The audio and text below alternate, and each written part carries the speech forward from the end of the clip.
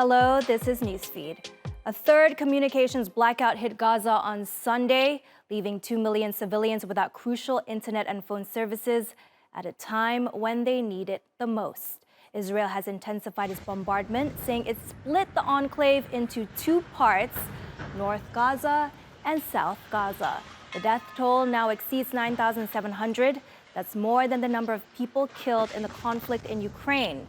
On-the-ground updates have been limited by the communications blackout in Gaza, but reporters able to get updates out have described the airstrikes as being the most intense since the conflict began on October the 7th. Gaza's main service provider, Paltel, blamed Israel for the communications blackout, saying its relentless bombardment impacted what remain of fiber optic cables that connect Gaza with the rest of the world. Internet monitoring firm NetBlock said this was the third such blackout in the span of 10 days, but was unable to confirm if services were down because Israel shut them off or if it was due to damage to telecommunications infrastructure. But as phone screens went dark, a ray of hope in the form of eSIM cards. eSIMs get you connected without needing a physical SIM card. There is an initiative called #ConnectingGaza that was created and led by author and activist Mirna El-Habawi.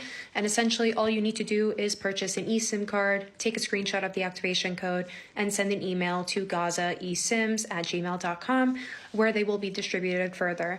Anybody in Gaza is able to send an email to that email address and request an eSIM. And given that we have the supply and the donations, the team further will send out those eSIM cards. I purchased 5 myself this morning. It takes 2 minutes of your time. eSIMs cost anywhere between $5 and $15, and it takes you about 30 seconds to send it via email. So if you have a heart, a soul, and $5 to your name, this is a very practical way for you to donate and do something good for the people of Gaza. As mentioned in that TikTok, the #ConnectingGaza campaign was started by Egyptian journalist Mirna El-Habawi.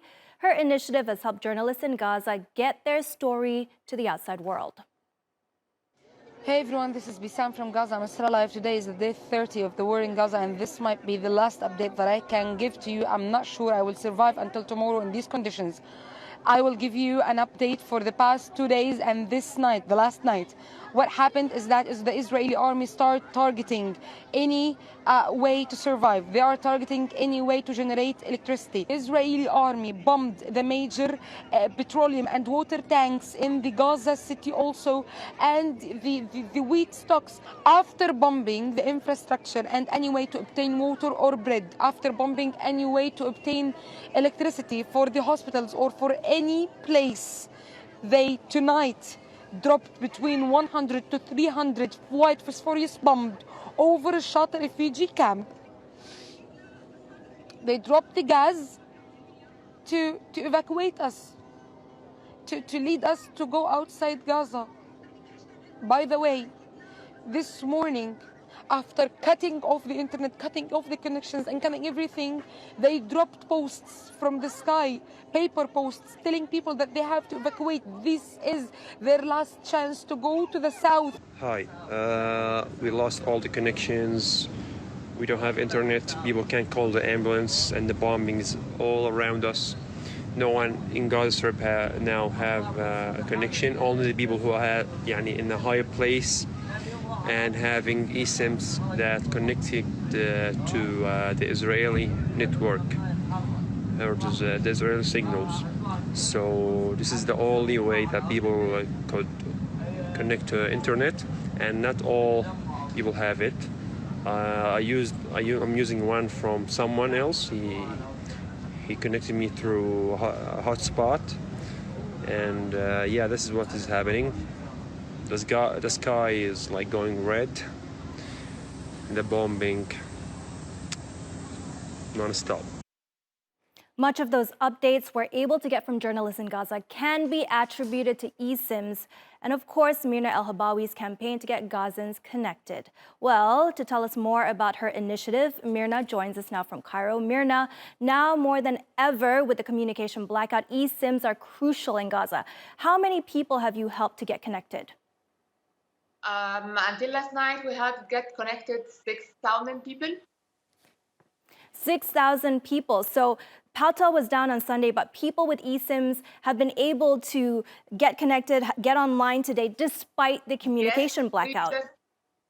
We checked with the people we provided eSIMs last night amid the communication blackout, and most of them confirmed that the eSIMs are working during the blackout, and they even opened it as a hotspot for other people who can't, who doesn't have eSIMs with them, or their mobile phone can provide eSIM service for them.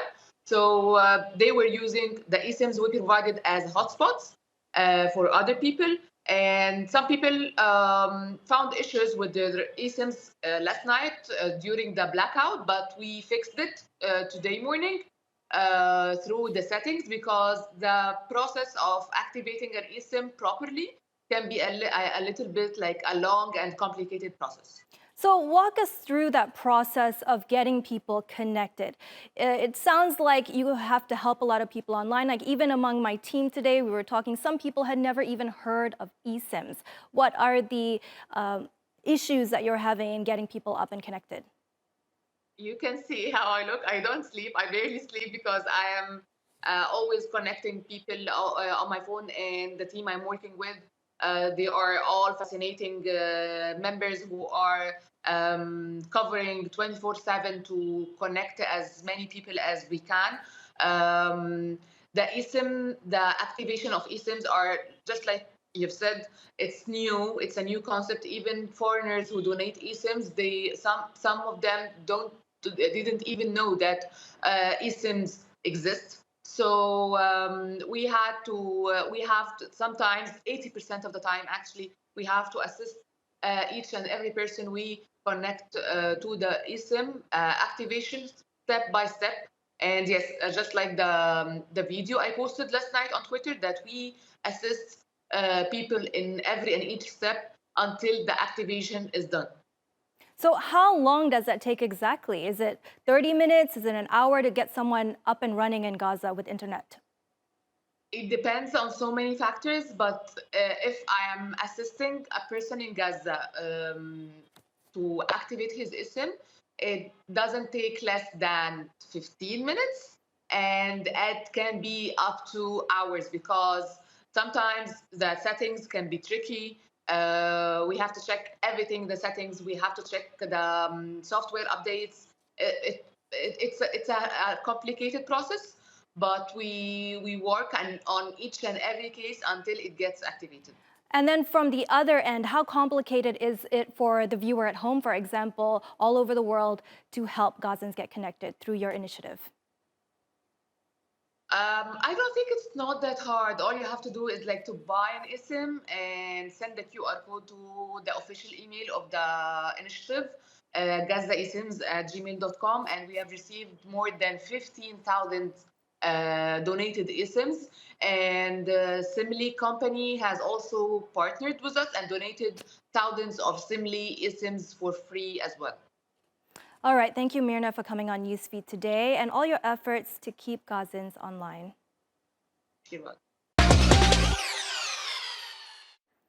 Israel continues to defend its relentless airstrikes on civilian structures in Gaza, an attempt to justify the soaring death toll of mostly women and children. It lays the blame squarely on Hamas, arguing that the group is using Palestinians as human shields by operating and hiding out in residential and public spaces.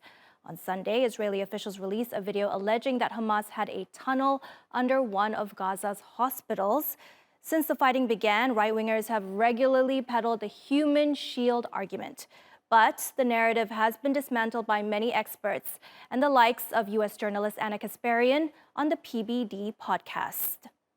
Let me ask you a very direct question. Do you think Israel wants to kill innocent civilians? I do. You think Israel genuinely wants to? I do. What evidence do you have of that? The evidence is they are refusing to do special operations and instead are relying on bombing areas where they know civilians are at, and then they'll turn around and say, well, Hamas is using them as human shields. So if someone was shooting at you, if someone was, you don't have kids, right? If an armed man grabbed a family member of yours, do you have kids? No, I don't. Oh, do you have? Okay, your mother. You talked about your mother. If an armed gunman grabbed your mother, had a gun to her head, okay?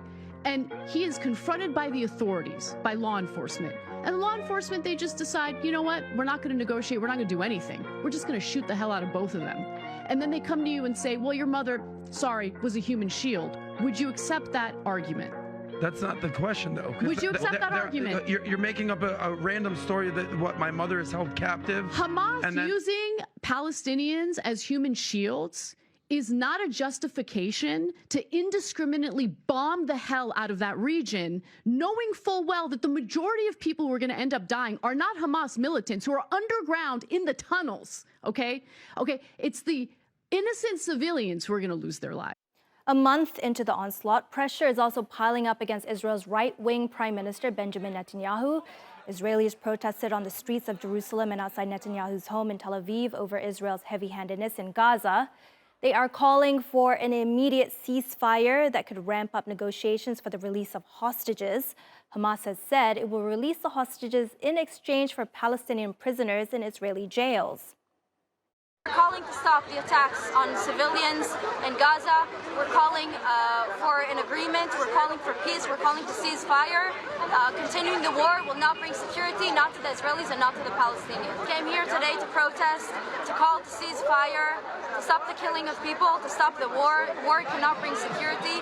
It's time to do an agreement and to bring back all the people that were kidnapped, to bring back all the hostages. We will not stop protesting until all the hostages are back home.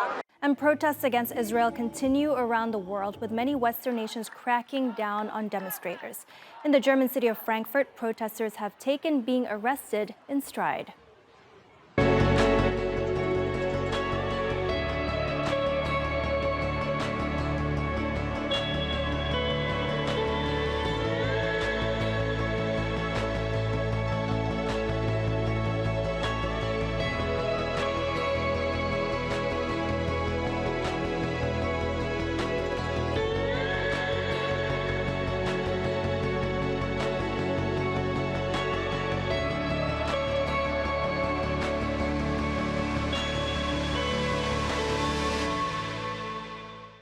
Back in Gaza, hunger is spreading.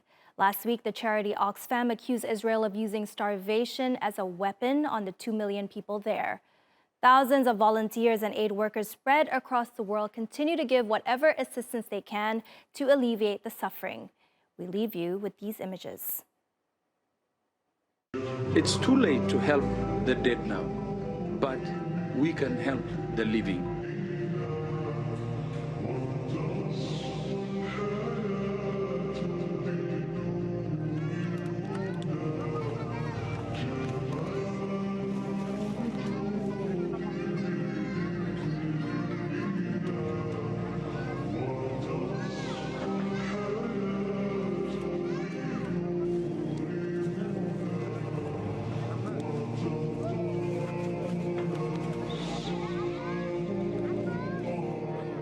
We've been able to distribute more than 2 million medical items to hospitals and clinics, cash vouchers to almost 10,000 people, food packs, ready meals, hygiene kits, blankets and mattresses.